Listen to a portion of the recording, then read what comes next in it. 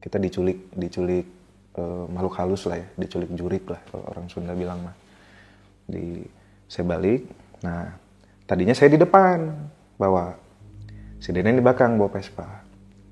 Pas Deden nyusul, ya ada kuntilanak di belakang joknya. Saya udah teriak gitu, saya langsung berdiri, gas, wow, langsung, bu, kunaon bu, kala Den, nanti ya, kayak lulus lu jalan aja. Serem banget berarti kakak ngelihat kuntilanak. Udah kayak kita nggak kayak di dunia manusia. Udah saya berdiri, kala Den, pas sampai di sana Deden baru nanya, mana kunaon tadi, kamu kenapa buru-buru gitu.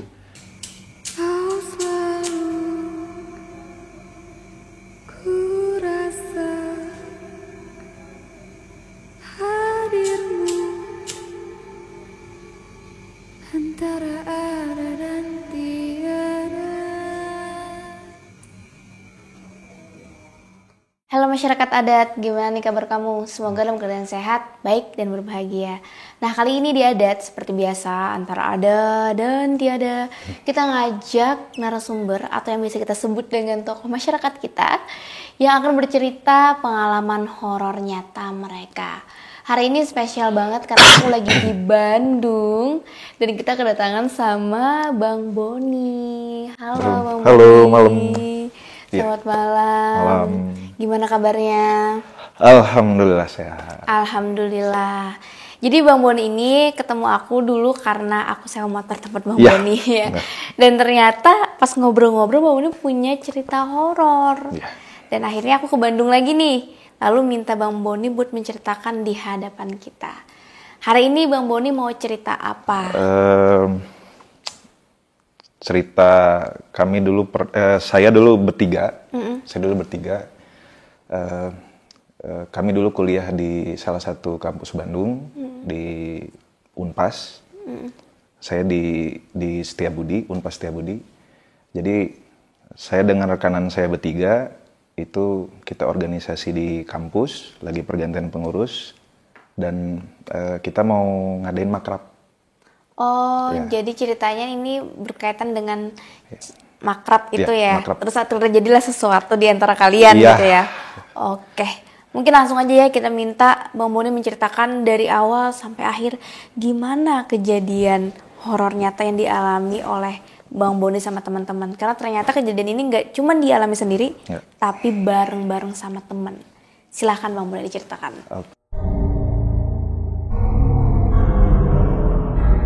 Oke, jadi kejadian itu tepatnya sekitar 2007 antara bulan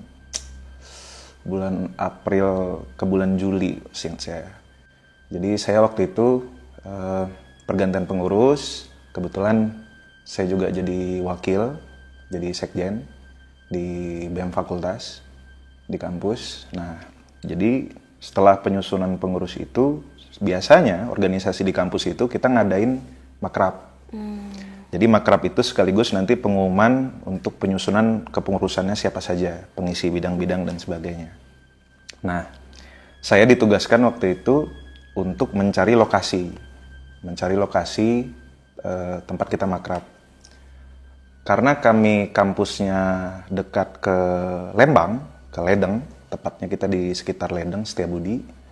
Jadi waktu itu saya memutuskan untuk tempatnya itu dapat informasi ada bumi perkemahan di daerah Bandung Utara ke Bandung Barat. Itu namanya perkemahan CNC namanya. Jadi bumi perkemahan itu posisinya kita bisa camping, terus ada tempat bisa kita nginep, ada flying fox-nya dan permainan dan sebagainya. Saya pikir menarik kalau misalnya kita ajak sana. Jadi malamnya kita sampai di sana sore, kita kakaraban dulu, api unggun dan sebagainya, besoknya tinggal games. Nah, hari itu saya ingat banget itu hari Jumat. Mungkin sekitar jam 3, jam 4 sore, sedangkan acaranya itu di hari Sabtu. Jadi mau tidak mau hari itu kita harus gerak ke lokasi dan kita tidak tahu lokasinya di mana. Zaman dulu mungkin kalau nggak salah 2007 nggak seperti sekarang ya. 2007 dulu HP itu masih sejenis Nokia apa sih 6600, belum GPS kayak sekarang gitu. Jadi waktu itu kita bermodal cuma taunya itu namanya CNC, tempat campingnya. Kita berangkat ke sana, berangkatlah kita sore itu bertiga. Jadi ceritanya itu saya bertiga itu, saya ada satu lagi namanya Kinoy. Kinoy itu panggilan, nama aslinya Kiki. Laki-laki ya, tiga-tiga laki, satu lagi Deden. Jadi kita berangkatlah bertiga, naik motor, 2 motor, satu saya ingat banget itu motor Jupiter warna biru, punyanya Baharudin, saya pinjem. Jadi saya boncengan sama Kinoy, saya yang bawa. Sedangkan Deden itu naik Vespa, karena dia memang anak Vespa. Kita berangkat sana, sekitar kita sampai mungkin daerah dekatnya ya, di lokasinya tinggal nanya-nanya. Itu sekitar jam 5, setengah lima sore kita sampai di sana. Kita nggak tahu nih lokasinya ada di mana. Jadi nanya-nanya, oh masuknya dari sini katanya. Jadi kita masuk dari ada satu jalan. Dan saya ingat banget itu daerah itu berdekatan juga dengan ada satu komplek villa, namanya komplek villa. Ya, jadi kita naik ke atas. Nah itu jalan pas di awal itu masih aspal, masih bagus aspal, mulai ke tanah. Nah dari situ batu. Nah sebenarnya dari bawah itu sebenarnya kami bertiga itu sebenarnya ini udah feeling udah nggak enak ya. Tapi nggak tahu kenapa kami bertiga itu pikirannya itu pokoknya kita harus sampai ke atas. Kita harus terus gitu. Pikirannya sama, saya, Deden dan Kinoy sama gitu. Kita harus sampai ke atas. Jadi kami terus, bahkan itu jalan pun udah batu-batu yang besar. Kebayang ya Vespa. Jugluk. Tapi tetap maksa. Kita jalan terus sampai ke atas. Terus dan itu sudah pas azan maghrib. Saya mengingat itu azan maghrib. Pokoknya kita sampai udah ngelewatin pemukiman terakhir. Kita udah masuk ke kebun, udah ke kebun lah ya, kebun teh, banyak pohon pinus dan sebagainya. Kan itu kan daerah atas, daerah gunung. Nah, saya waktu itu maghrib, saya ingat banget, itu ada pertigaan, ada laki-laki jongkok di antar pertigaan itu, dia pakai sweater warna merah. Saya, Deden dan Kinoy itu sama-sama melihat gitu. Dan kita nanya ke laki-laki itu, dia kerudungan ditutup, dia jongkok, mukanya tuh emang pucat, udah kayak memang. Dan kita pun waktu itu tetap mindset kita tuh kayak yang emang sudah nggak tahu dicuci otak atau apalah ya, pokoknya kita harus ke atas terus gitu. Nah kita nanya ke laki-laki itu, karena itu kan pertigaan, kita nanya, Kang kalau mau ke CNC kemana gitu. Dan dia itu mainin korek kayu itu, dia bakar, dia gini gitu. Dia bakar sambil jongkok gitu. Aneh banget ya. Kita samperin, saya yang bawa Jupiter itu, Kinoy di belakang, Deden yang bawa Vespa sendiri. Kita nanya, Kang CNC di mana? Dia nggak banyak ngomong, dia kan posisi jongkok gitu, dia cuma berdiri, nggak ngelihat kita, dia nggak ngelihat muka kita, dia matanya nggak ke kita, dia cuma gini aja. Nah, jadi suruh kita belok kiri. Nah, kita belok kiri itu. Saya kesel sama Kinoy pun, kenapa? Karena Deden jalan, saya bawa motor. Ternyata Kinoy pas dia ngeliat ke belakang udah nggak ada. Kenapa nggak ngomong Kinoy gitu? Yang nggak ada apa? Orangnya udah nggak ada. Jarak 2 meter udah nggak ada. Orang yang mainin korek tadi nggak itu ada. Hilang secara misterius. Iya. 2 meter udah nggak ada. Gila. Dan Kinoy nggak ngomong gitu. Kalau mungkin Kinoy ngomong, kita mungkin nggak lanjutin gitu, karena kita terpaksa gitu kan, karena besok kita harus ada acara itu gitu. Kita harus mastiin tempat. Kita jalan lagi, nah pas jalan itu terus kita ngelewatin kayak ada tanjakan ke atas ini, itu hutan bambu. Di situ saya udah nggak kuat ya, karena saya yang bawa motor, saya udah nggak kuat, kayak dijepit, kayak dihimpit. Makanya saya waktu itu memutuskan turun. Nah, saya nggak kuat. Lo yang bawa motor nih. Konan, Bu. Udah, bawa motor. Gue udah nggak kuat. Saya jalan kaki. Jadi mereka nanjak, naik motor. Saya jalan kaki. Dan itu emang udah himpitan, udah kuat. ada himpitan ini, apakah kakak lihat? Kayak sesek, enggak, dilihat enggak, tapi kayak sesek. Oh, perasaan sesek di dada ya? Sesek, kayak dijepit, sesek. Oke. Saya jalan, lewat dari hutan bambu itu, baru saya naik lagi, berarti Kino yang bawa motornya sama Deden. Itu udah lewat maghrib tuh, udah sekitar jam 7 kurang kalau nggak salah. Kita jalan lagi, itu udah nggak ada pemukiman sama sekali, masyarakat udah nggak ada. Kita jalan sampai di kebun teh, udah semua kebun teh. Ini jalan udah nggak ada, jalan buntu. Kalaupun ada jalan itu ke atas itu ada tower sinyal. Oke. Nah, kita berhenti di situ dan ternyata kunci motor hilang. Gimana ceritanya hilangnya? Jadi kalau kunci itu kan kalau posisi on itu kan nggak mungkin bisa dicabut. Iya, ya. Benar. Jadi harus di offin dulu. Nah, ini motor posisi nyala, kunci on, berhenti di situ, posisinya kuncinya jadi off dan kuncinya hilang. Jadi kayak ada yang nyabut gitu ya? Iya. Itu udah saya nggak tahu waktu itu kondisi udah mulai malam, kebun teh, dan kita pun masih maksa.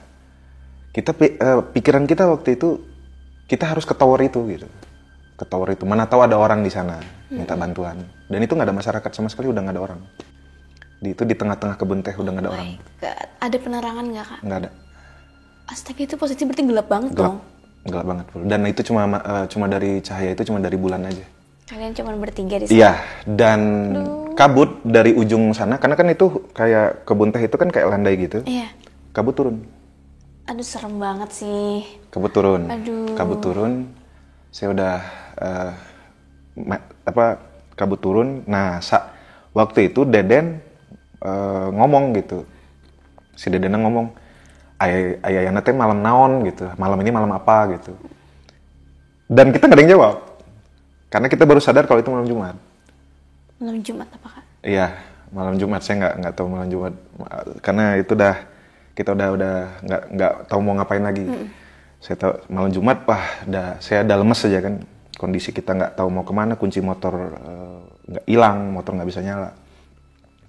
Selang berapa lama kami ngedengar ada dari teh. Kalau teh itu kan tinggi ya, segini ya, sekitaran segini. Itu ada kayak suara harimau gitu di kiri. Makin lama makin dekat, dan kabut itu makin turun terus teh. Dan mindset kita masih pingin ke tower itu. Kita belum nyadar. Lama-lama disitulah kan, setelah dibilang itu malam Jumat dan sebagainya, baru mulai nyadar kayaknya ini nggak normal. Jadi karena ada suara harimau itu, malah aduh pegel jongkok ya. Kita bertiga jongkok gitu. Padahal sebenarnya bukan pegel, tapi karena ada suara kayak suara sejenis harimau gitu, aungan gitu, gitu. Nah, dari situ kita nggak tahu harus gimana, sinyal HP juga ternyata nggak ada yang bisa dihubungin juga, padahal ada tower. Pada akhirnya setelah kita musyawarah bertiga, kita memutuskan untuk turun ninggalin motor, jalan kaki, kembali ke desa terdekat. Dan itu kita turun ke desa itu teh, itu hampir 2 jam. Oh my God, lama hampir 2 jam. Tapi itu emang padahal jauh. dekat. Oh. Padahal dekat, itu hampir 2 jam. Itu hampir 2 jam, kita turun ke bawah, dan kita karena kita khawatir kalau kabut ini turun kita sampai, nggak tahu gimana perasaan kita sama, kita kayaknya udah nggak di dunia manusia lagi. Kalau kabut itu turun dan kabut itu sampai di kita, udah kita hilang. Tiga sepakat, pada akhirnya kita turun ke bawah jalan. Itu sambil ada yang baca ayat kursi, ada yang baca ya doa lah ya, ada yang surat apa sebagainya. Kita gandengan bertiga, suara kuntilanak kiri kanan, ada yang nyolek. Berarti emang diganggu? Iya, full. Selama kita jalan hampir 2 jam itu, padahal deket, desa itu deket. Deket. Makanya itu, ya Allah, kapan nyampe, itu udah baca sebagainya. Kuntilanak ngelewat, ada yang ketawa, ada yang nyolek.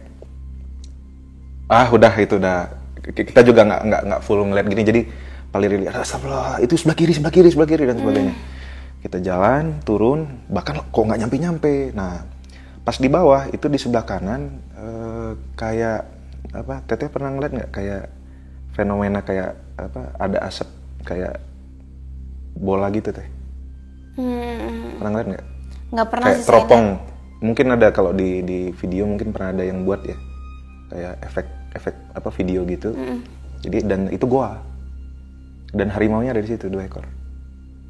Jadi kalian bertiga melihat 2 harimau? Iya, di situ harimau 2 ekor sebelah kanan. Aduh. Makanya saya udah kayak perasaan ini nggak tahu masih bisa pulang atau enggak. Tapi harimau itu cuma ngeliatin kita aja gitu. Kita turun ke bawah lagi, lewatin hutan bambu tadi. Itu sama juga posisinya kayak dijepit. Nah, setelah hampir 2 jam itu barulah ketemu desa itu. Ada satu desa itu udah saya juga sama Kinoy sama Deden juga ya Allah akhirnya ketemu juga gitu. Kita cari Pak RW, karena kalau di kampung itu kan nggak kayak di kota ya, orang ngumpul sebagainya. Ada yang kalau di kampung itu kan sebagian besar kan di rumah. Kita nanya rumah Pak RW di mana, kita datengin Pak RW, kita nanya ke sana, kita samperin.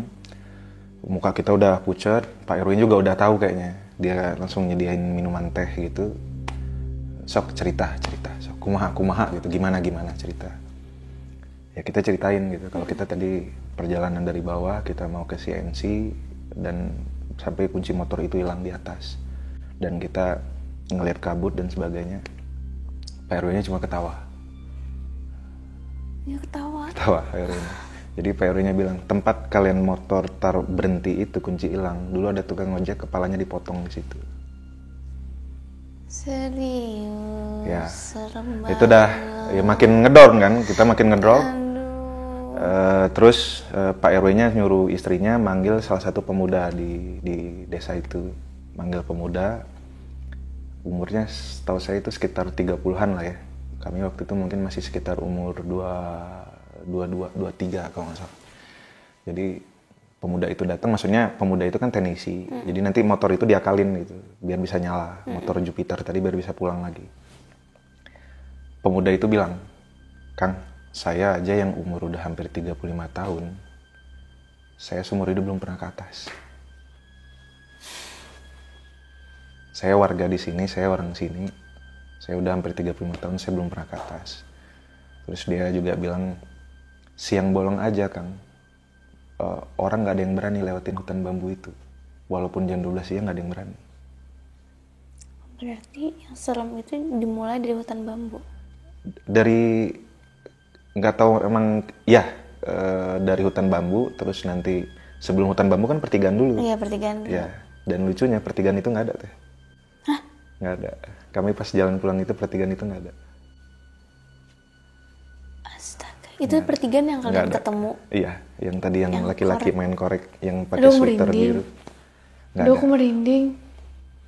Jadi yang kalian lihat itu apa? Nggak tahu, nggak ada itu. Nah jadi Terus? Siang bolong aja nggak ada yang berani hutan bambu tadi. Terus kita pada akhirnya Pak RW memutuskan kita balik lagi ke sana, tapi tidak lewat jalan yang tadi.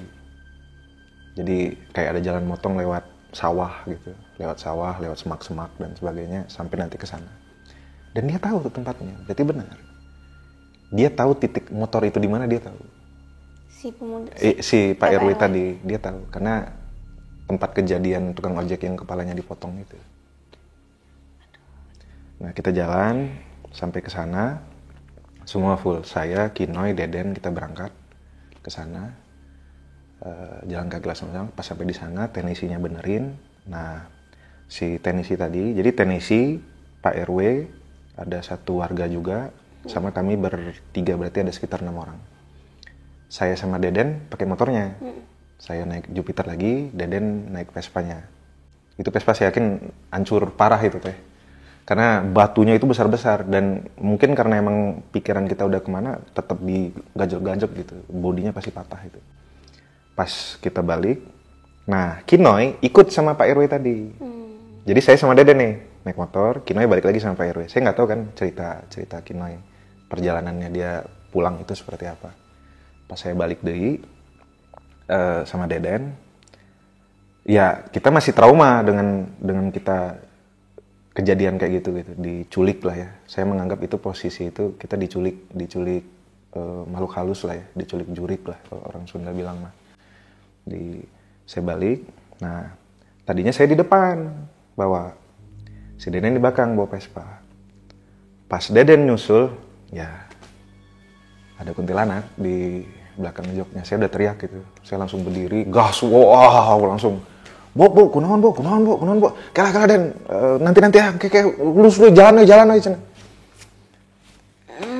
Serem banget mereka ngelihat kuntilanak. Udah kayak kita nggak kayak di dunia manusia. Udah saya berdiri, kala Den, pas sampai di sana Deden baru nanya, mana kunaon tadi? Kamu kenapa buru-buru gitu? Dan hampura, ya maaf, kuntilanak, di tukang mana boncengan. Si Deden langsung udah kayak mau pingsan.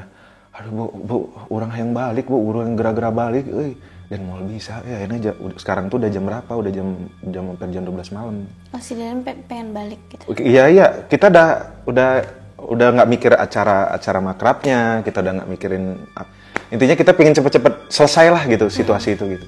Cuma Pak RW bilang jangan, kalian nggak akan benar, nginep. Makanya Pak RW maksa kita nginep di rumahnya. Nah, pas saya kan nyampe duluan ya. Pas Pak RW datang, ketawa-ketawa Pak RW-nya malah sama pemudanya. Si Kinoynya berlumpur celananya berlumpur. Saya mana kunaon celana berlumpur gitu. Tuh ini orang saya dari tadi jatuh terus katanya.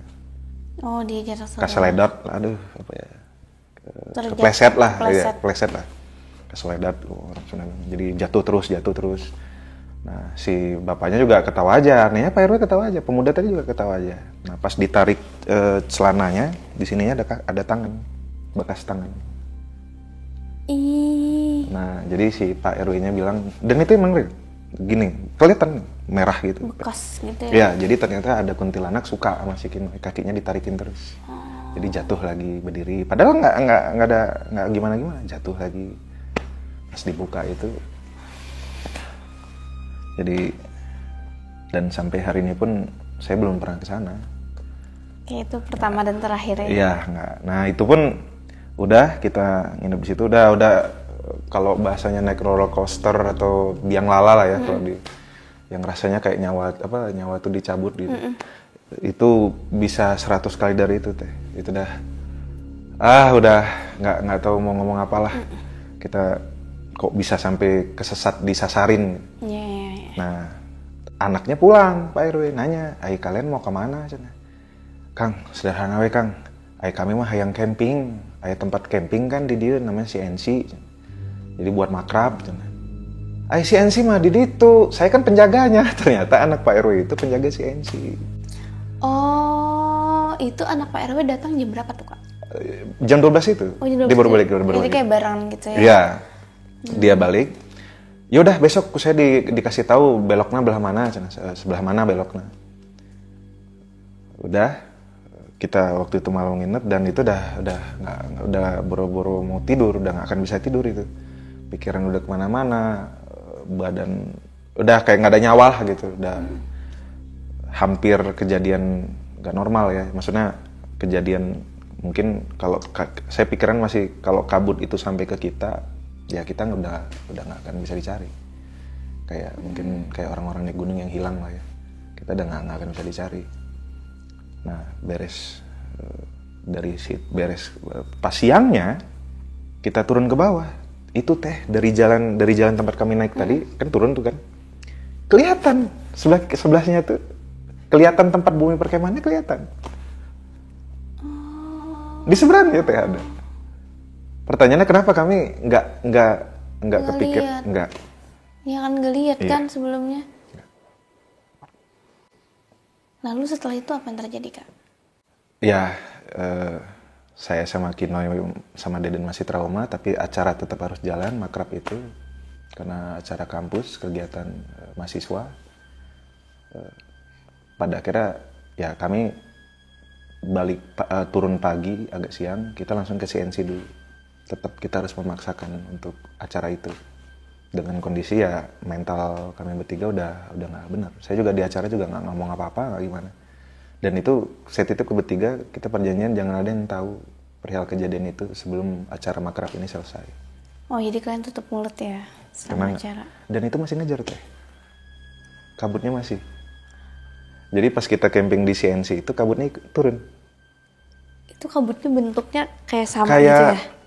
Kayak ombak. Oh, jadi kalian ngelihat, oh ini kabut yang kemarin gitu? Iya. Makanya sih jangan gimana ya. Aduh, tong nepi ka dieu. Padahal itu langit cerah, tapi kabut turun.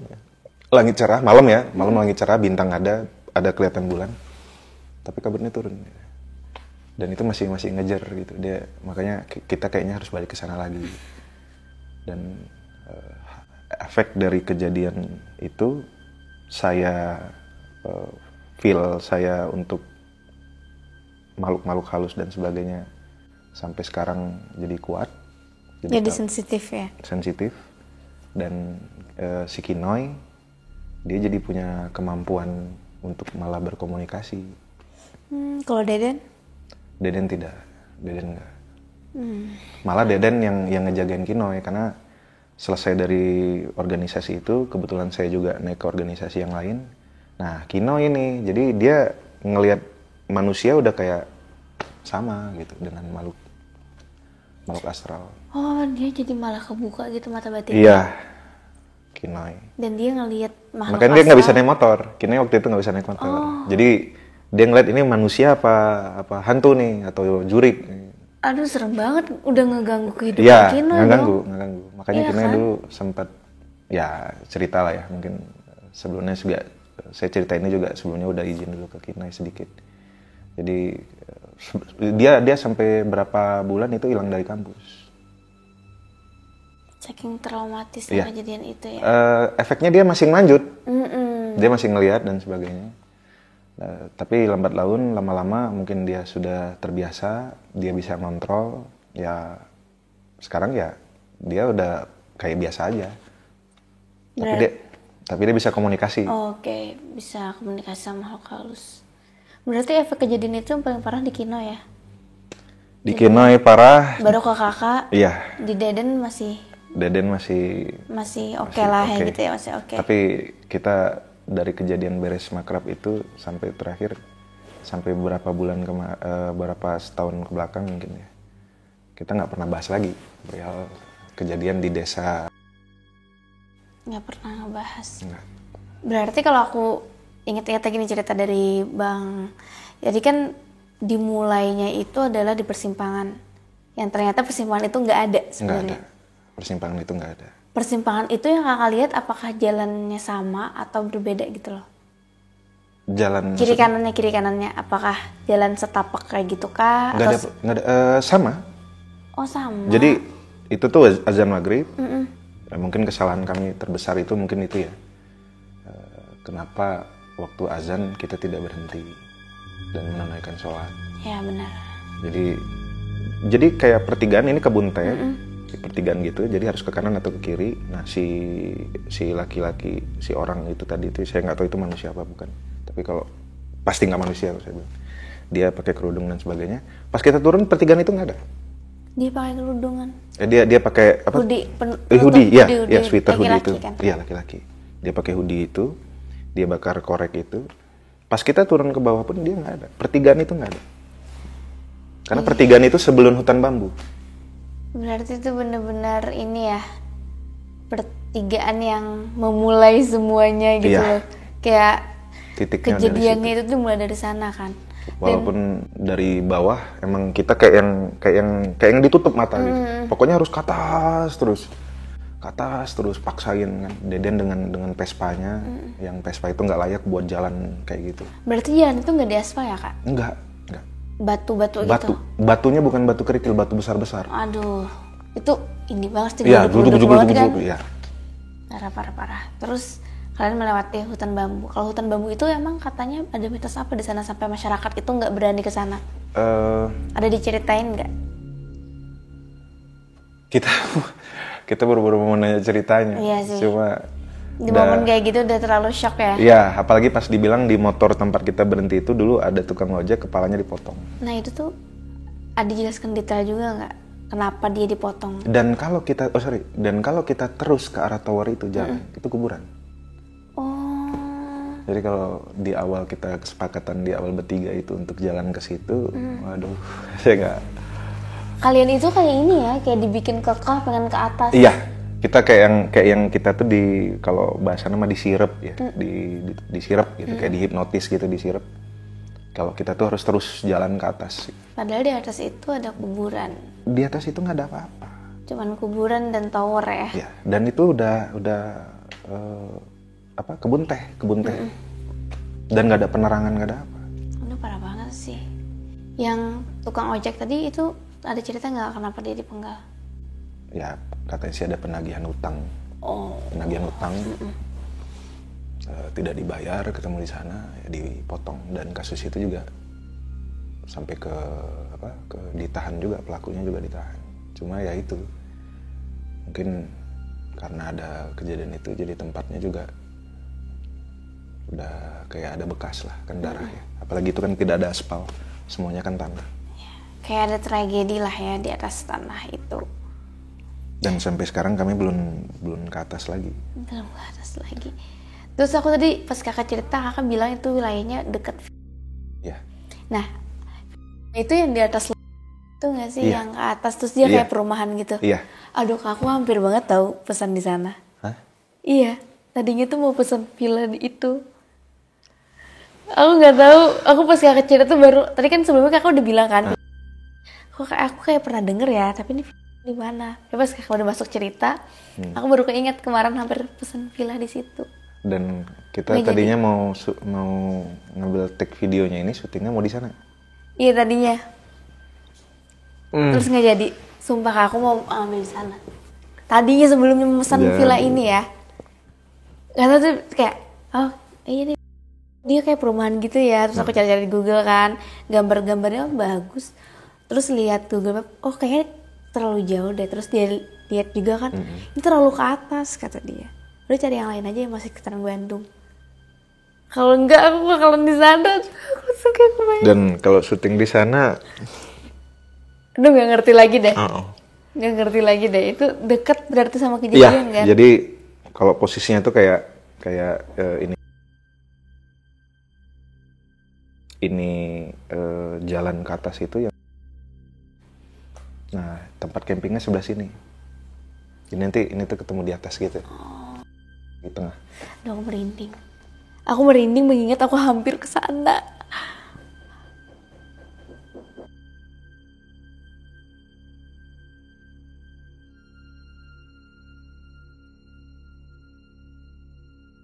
Aduh, syukurnya ya Kak, aku nggak jadi di sana. Kalau jadi, kayaknya saya juga nggak datang. Karena ternyata lokasinya itu berdekatan banget ya sama bersebelahan. Pas di sebelah. Persis bersebelahan. Karena kita juga nggak jadi setelah ngecek di Google Map kan, ini kayaknya ke atas banget gitu kan, jauh dari kota juga. Benernya nggak jadi aja, lalu milih lah di sini. Ini kita baru sadar ini malam Jumat Kliwon ya katanya. Iya, ini malam Jumat Kliwon dan kejadian waktu itu malam Jumat Kliwon. So far tadi cerita di sini gimana Kak? Aman? Aman? Di luar ada. Oh di luar ada, tapi di sini nggak ada ya? Full. Oke. Mungkin sampai di sini dulu ya cerita dari Bang Boni terkait dengan pengalaman dia sama teman-teman, yaitu Bang Kinoy dan juga Bang Deden gitu ya. Semoga ini bisa menjadi pelajaran kalau misalnya hal yang bisa aku petik sih, yang jelas sama mahasiswa mau acara. Terus kalau misalnya tempatnya tidak tahu lebih baik asing, sebaiknya jangan. Dan apalagi di waktu-waktu kayak azan maghrib ya Kak. Bener-bener. Oke deh, aku sama Bang Boni pamit undur diri. Iya. Semoga Bang Boni selalu bahagia, sukses buat kalian juga yang pengen sewa motor kalau lagi jalan-jalan di Bandung. Karena saya sewa motornya kepada dia, kepada beliau. Ketemunya juga di sini. Oke, terima kasih. Bye. Hai guys, thank you udah nonton video ini sampai habis. Jangan lupa untuk di-subscribe, nyalakan loncengnya, like, comment, dan share. Bantu aku untuk membangun channel ini sebagai channel nomor 1 penjelasan mengenai mitologi, horor, dan misteri.